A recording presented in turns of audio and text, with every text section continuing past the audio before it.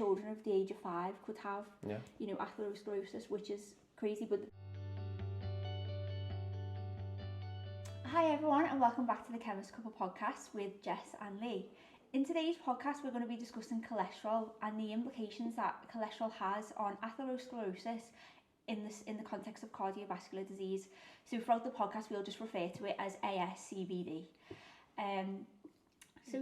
So the reason we've done this is because Randox at the moment are putting out a health screen, and if you've looked at our previous podcasts, you're probably aware of my family history, and I'm not going to bore anyone today. But within the NHS, we test for certain parameters, within the UK. So we do the total cholesterol, we do HDL cholesterol, we do LDL cholesterol, we do triglycerides and non-HDL cholesterol. And we've been looking a bit more into it because, in my opinion, I think looking at the cholesterol and lipid metabolism within the body are central to physical health within the future. So we were looking at other podcasts and other literature about what tests we should be doing.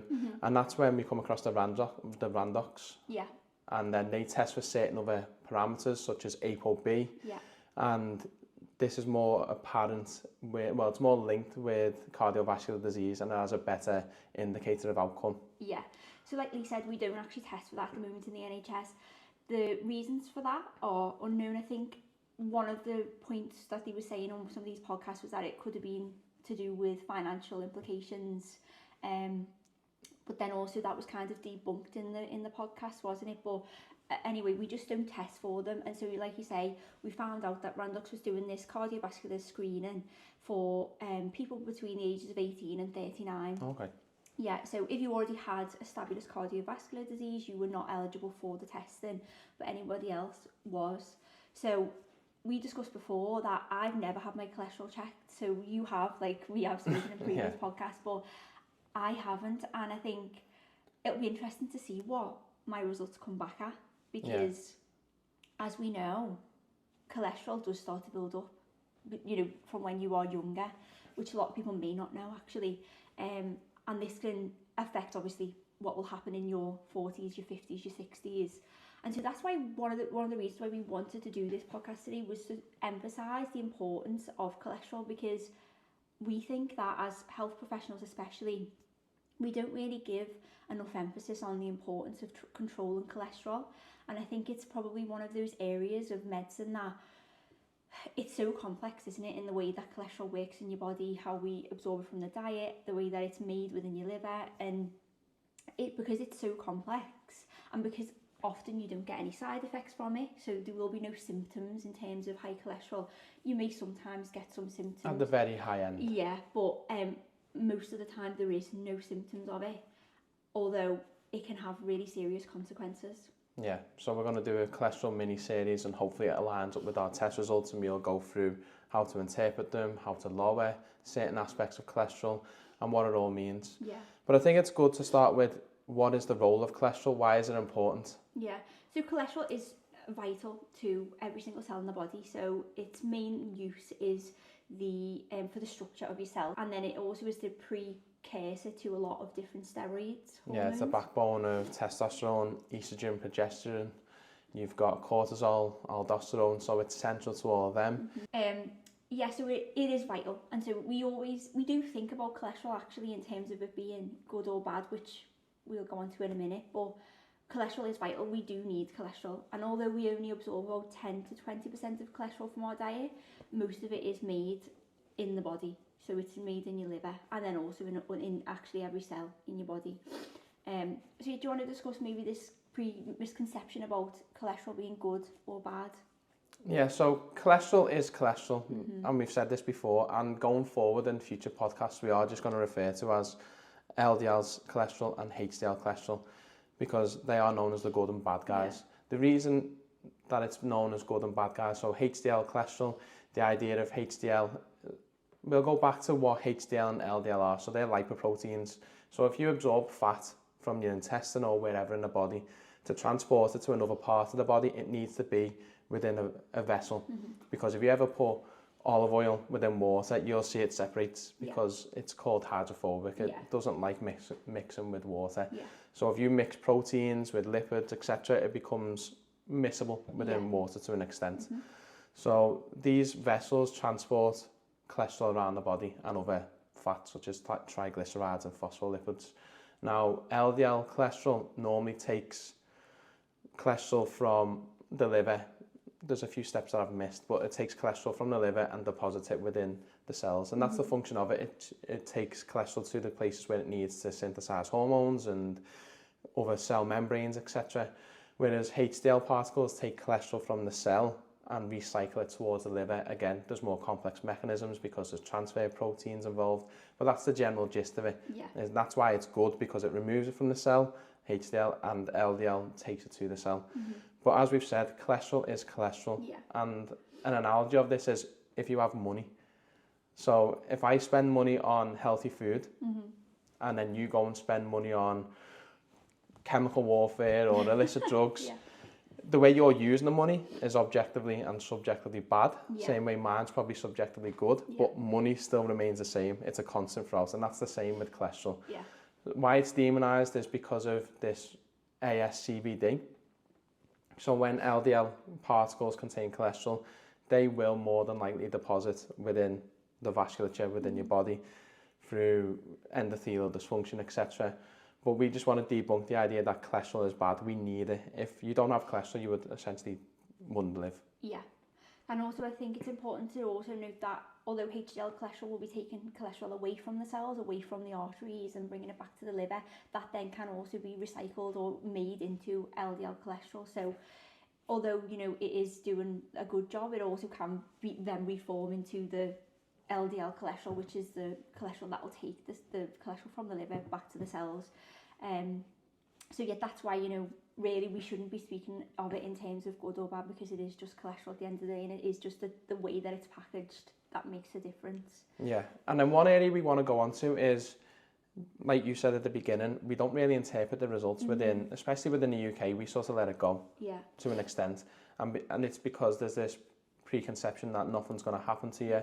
And cholesterol, ASCVD, etc., it is insidious. It does occur over years. It can start as little as in your teenage years. There has been studies around that time where it is building up, and it takes 40, maybe on average 4 decades, I would say, to show any significant complications of heart attacks and strokes. Whereas if someone comes in with blood pressure readings that are high within the surgery, we would act upon them in a different fashion, even though it's not as insidious, because high blood pressure over, I'd say 5 years, you would get some sort of effect or complication. But the point is, we look at it completely differently. Both of them are both asymptomatic, but we just completely look at them in different ways. And I think it's down to, one, the more we look into it and the more we have actually researched cholesterol, lipid metabolism, etc., we know less and less. It's too complex. In university, you go through the basics of what happens, how it's transported, how it's made to an extent, and then how we can reduce it through pharmacotherapy and diet. And if you ever tell a patient, you'll say, your total cholesterol is this, they'll go, okay, well, I'll just eat less eggs. As you alluded to at the beginning, only 10 to 15% give or take are absorbed from your intestine.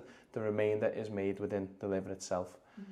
Other cells of the body, but mainly the liver makes it. So it's this, what do we do when we get the bloods if we test for it? How do we act upon it?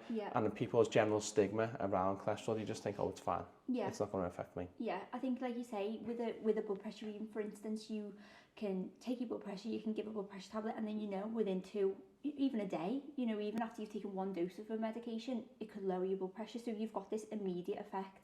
Whereas, you know, as we know with cholesterol, we don't repeat the cholesterol level until 3 months down the line, obviously giving the medication time to work, if that's what we were doing, or if we were asking someone to change the diet and the lifestyle. Now, we have just said that only 10 to 20% is absorbed from our diet, which is true. However, the type of food that we do, we can have an impact on the type of cholesterol that we would then go on to make within the liver. We're not going to discuss it in this podcast, but like you say, we're going to do a mini series, so probably the next podcast we will go into a bit more of how you can change your diet to basically help your cholesterol levels. We also do know that a lot of it is to do with genetics. Again, we will go on to that in the next podcast. So this is why we're going to get this test, aren't we? Because we think that you may have a genetic form of dyslipidemia because of your family history. I've obviously never had my cholesterol taken, so really we are looking at this apoB result, aren't we? So why do we look at the apoB result?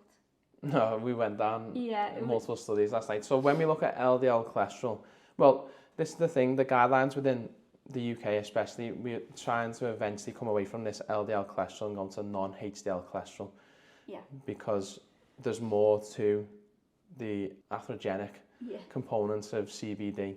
But apoB it's essentially a protein, it's a ligand, which is like a signaling molecule on top of the lipoprotein, and that dictates where it's going to be used in essence. And apoB encompasses VLDL, IDL, LDL, does include chylomicrons. What do all these terms mean? So VLDL, very low density lipoprotein, IDL, intermediate density lipoprotein, LDL, low density lipoprotein. All based upon the densities, all have different components or proportions of triglycerides to protein to cholesterol, etc. And the idea is that this apoB group is the most atherogenic. So if we get the total number of these particles, then that's got a better link and sort of indicator of CVD within the future. Yeah. That's why we are going towards that. Yeah, so I think obviously we're going for this test this week, aren't we? So like we say, we'll probably do the next podcast on how to interpret it. How to interpret it. I think they're the main things. Yeah, but also how can we reduce our risk of high cholesterol or dyslipidemias through diet, lifestyle, exercise potentially, and then hopefully we can then bring you our results and see what we actually, what we've got. Like I say, I've never had my cholesterol done, so I'm really intrigued to see what mine will be. I believe that I have a healthy diet, but we will well, see. You do, but you never know about your genetics or your family history. But I think the goal of this podcast was really to just give a very brief overview of cholesterol, and very brief view of how it sort of works in the body and why we do class some cholesterol as bad and good, although we're not going to use that term going forward because, like we've just said, cholesterol is cholesterol. It's just the way that it's packaged and the role that it has within the body that makes it. You could probably say maybe one of them is as a disadvantage to the body and one of them as an advantage potentially. Well, they've all got a balance, haven't they? And it's when that balance goes out of control or when something else predisposes it to be used in another way. Yeah.